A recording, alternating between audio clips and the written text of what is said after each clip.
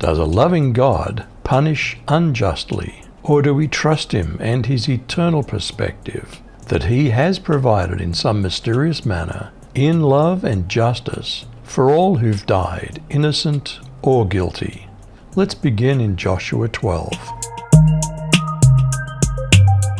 As we read over this memorial list of conquered kings east of the Jordan River, do we trust God's love and justice?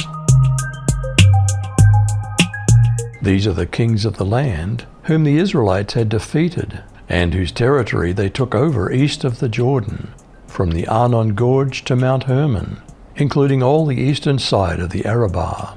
Sihon, king of the Amorites, who reigned in Heshbon. He ruled from Aroer on the rim of the Arnon Gorge, from the middle of the gorge to the Jabbok River, which is the border of the Ammonites. This included half of Gilead. He also ruled over the eastern Arabah, from the Sea of Galilee to the Sea of the Arabah, that is the Dead Sea, to Beth Jeshimoth, and then southward below the slopes of Pisgah, and the territory of Og, king of Bashan, one of the last of the Rephaites, who reigned in Ashtaroth and Edrei.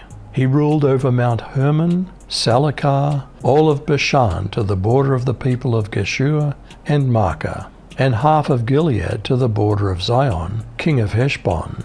Moses the servant of the Lord and the Israelites conquered them, and Moses the servant of the Lord gave their land to the Reubenites, the Gadites, and the half-tribe of Manasseh to be their possession.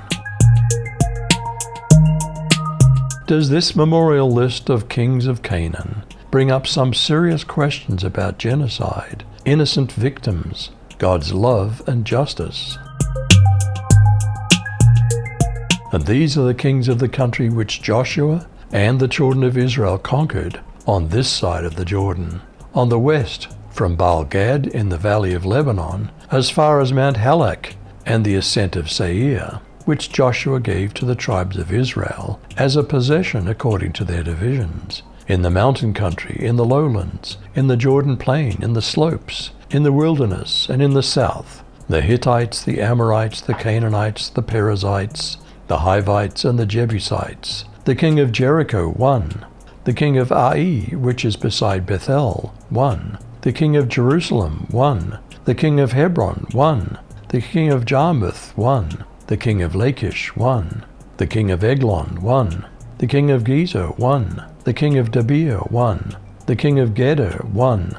The king of Hormah won. The king of Arad won. The king of Libnah won. The king of Adullam won. The king of Makkedah won.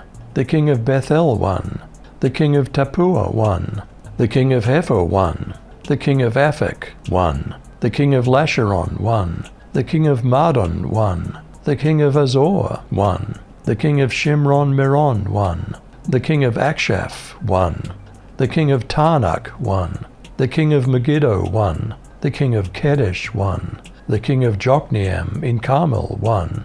The king of Dor in the heights of Dor won. The king of the people of Gilgal won. The king of Tirzah won. All the kings, 31. Canaanites committed great atrocities, but what about the innocent? Would a loving God want children brought up in a perverse society? Is there an intermediate state between death and the resurrection, where the deceased are protected and taught the truth? Does God have a plan for the innocent? Does God purposefully not explain everything in the Bible because He wants us to learn to trust Him? Do we trust that God is loving? But anyone who does not love does not know God, for God is love. In the light of this total destruction, do we trust that God is just?